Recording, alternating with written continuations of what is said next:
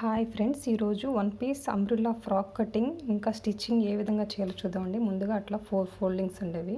పొడవు వచ్చేసి 37.5 ఉంది.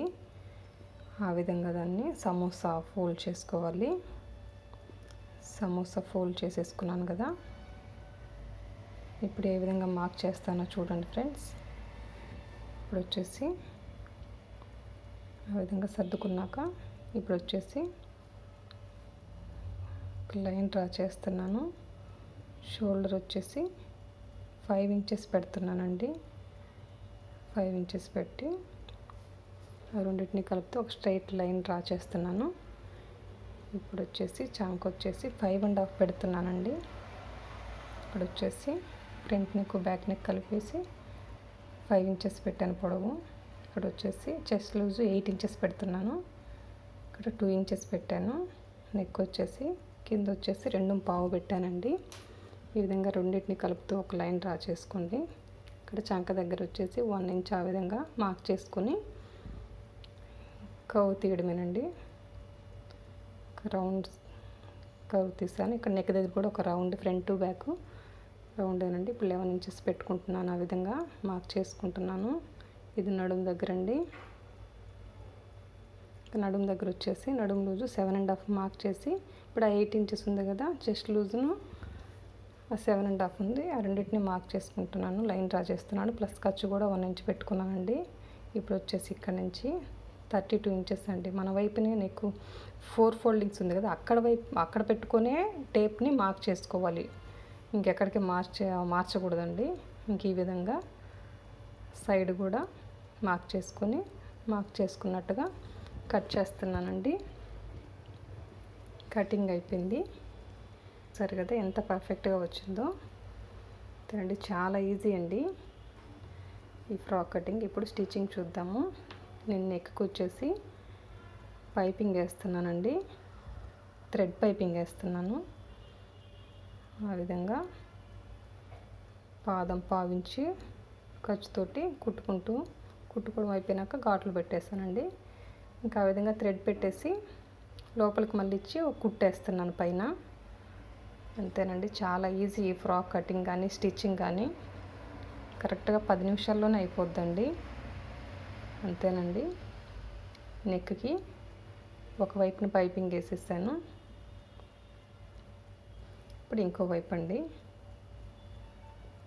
ఇంకో వైపు కూడా సేమ్ అదే విధంగా వైట్ కలర్ క్లాత్ తోటి ఒక పాదం గ్యాప్ తోటి ఆ విధంగా పై వైపున పెట్టి కుడుతున్నాను. ఇది కంప్లీట్ అయిపోయిందా. ఇప్పుడు ఘాట్లు పెడుతున్నానండి. ఎక్సెస్ క్లాత్ కట్ చేసి ఇప్పుడు సేమ్ థ్రెడ్ పైపింగ్కి థ్రెడ్ ఉపయోగించి ఆ విధంగా లోపలికి మళ్ళీ కుడుతున్నానండి.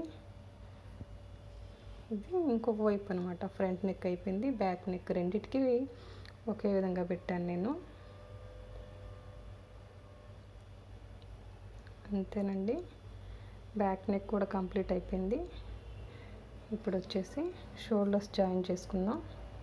ఇప్పుడు 1/2 ఇంచ్ వెడల్పుతోటి ఆ విధంగా ఒక కుట్టేసాను. రబ్ చేసేసి మళ్ళీ ఇంకొక కుట్టేసానండి. షోల్డర్కి ఖచ్చితంగా 2 కుట్లు వేయాలి. ఇప్పుడు వచ్చేసి ఇంకా వైపు కూడా షోల్డర్ జాయింట్ చేస్తున్నానండి. ఈ విధంగా 2 వైపుల షోల్డర్ జాయింట్ చేయడం అయిపోయినాక చంక వైపును కూడా థ్రెడ్ పైపింగ్ వేస్తున్నానండి. సేమ్ అదేవిధంగా పాదం గ్యాప్ తోటి ఆ విధంగా నిదానంగా కుట్టడం అయిపోయింది ఫ్రెండ్స్. ఇంక ఇప్పుడు వచ్చేసి కాట్లు పెట్టేసి ఇంకా థ్రెడ్ పైపింగ్ కదా, ఆ విధంగా థ్రెడ్ పెట్టేసి లోపలికి మళ్ళీ ఇచ్చి కుట్టుకోవడమే. పైన కుట్టేస్తున్నాను.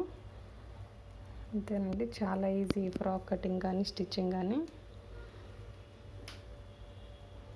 అంతేనండి, చంక వైపును కూడా పైపింగ్ వేయడం ఒకవైపు అయిపోయిందండి. ఇంకా కట్ చేశాను. ఇంకో వైపును కూడా సేమ్ అదే విధంగా ఒక పాదం గ్యాప్ తోటి ఆ విధంగా కుట్టుకుంటూ వస్తున్నానండి. వైట్ కలర్ థ్రెడ్ పైపింగ్ వేస్తున్నాను. అంతేనండి, కట్ చేశాక అట్లా ఘాట్లు పెట్టేసి ఈ విధంగా థ్రెడ్ పైపింగ్ ఉపయోగించి ఆ విధంగా లోపలికి మళ్ళీ ఇచ్చి పైన కుట్టు వేసుకోవడమే. అంతేనండి, చాలా ఈజీ ఇది కుట్టుకోవడం అయితే. ఒక వైపున అయిపోయింది, ఇంకో వైపున కూడా చంక వైపున కుట్టేస్తున్నానండి. అంతే ఫ్రెండ్స్, కుట్టుకోవడం అయితే అయిపోయింది. పక్కన కూడాను ఆ విధంగా కట్ చేసి, ఇప్పుడు వచ్చేసి కింద అంచులు ఉన్నాయి కదా ఫ్రాక్కి, అవి మళ్ళీ కుడుతున్నానండి. ఆ విధంగా నిదానంగా పాదం గ్యాప్ తోటి కుడుతున్నాను. చూడండి ఎంత నీట్గా వస్తుందో. ఇది 10 to 12 ఇయర్స్ పాపకి సరిపోతుందండి. ఈ మెజర్మెంట్స్తో కుట్టుకుంటే పర్ఫెక్ట్ ఉంటుంది.